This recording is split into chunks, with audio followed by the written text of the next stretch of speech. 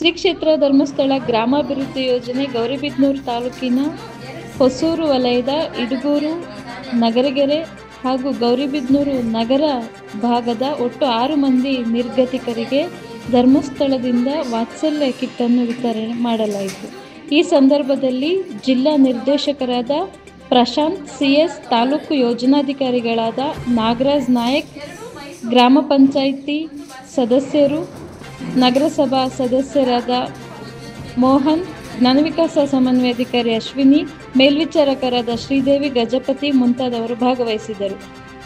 ವಾತ್ಸಲ್ಯ ಮನೆ ಯೋಜನೆಯಡಿಯಲ್ಲಿ ಗೌರಿಬಿದನೂರು ತಾಲೂಕಿನ ಸುಮಾರು 6 ಕಿಟ್ಟುಗಳನ್ನು ನೀಡಿರುತ್ತಾರೆ ಎಂದು ಧರ್ಮಸ್ಥಳ ಸಂಘದ ವತಿಯಿಂದ ತಿಳಿಸಿರುತ್ತಾರೆ.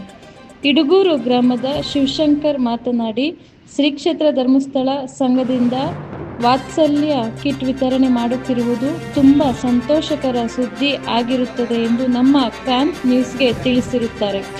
ವರದಿ ಚಿಕ್ಕಬಳ್ಳಾಪುರ, ಗೌರಿಬಿದನೂರು, ನರಸಿಂಹಮೂರ್ತಿ, ಕ್ರಾಂತಿ ಟಿವಿ, ಕರ್ನಾಟಕ ಪ್ರಗತಿಪರ ಸಮಾಜಕ್ಕಾಗಿ ನಮ್ಮದೊಂದು ನಿರಂತರ ಕ್ರಾಂತಿ.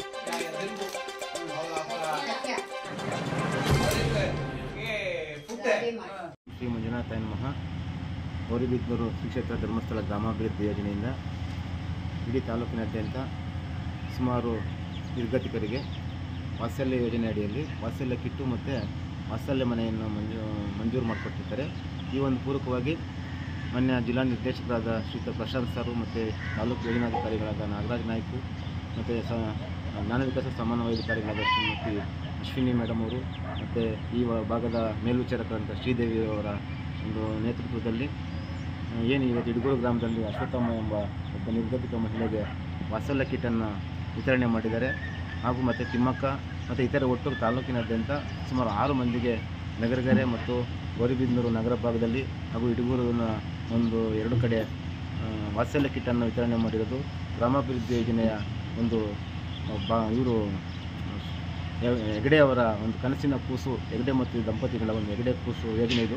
ಇಂಥ ಒಂದು ಹಲವಾರು ಜನಪರ ಕಾರ್ಯಕ್ರಮಗಳನ್ನು ಗ್ರಾಮಾಭಿವೃದ್ಧಿ ಯೋಜನೆಯಿಂದ ಮಾಡಿರ್ತಕ್ಕಂಥದ್ದು ನಮ್ಮೆಲ್ಲರಿಗೂ ಬಹಳ ಸಂತೋಷದ ಸಮಾಚಾರವಾಗಿದೆ. ಹಾಗಾಗಿ ಇನ್ನೂ ಹೆಚ್ಚಿನ ಒಂದು ಸೇವೆಯನ್ನು ಗ್ರಾಮಾಭಿವೃದ್ಧಿ ಯೋಜನೆ ನೆರವೇರಿಸ್ಕೊಡ್ಬೇಕು ಅಂತ ಹೇಳ್ಬಿಟ್ಟು ಈ ಮೂಲಕ ಮನವಿ ಮಾಡ್ಕೊಳ್ತಿದ್ವಿ.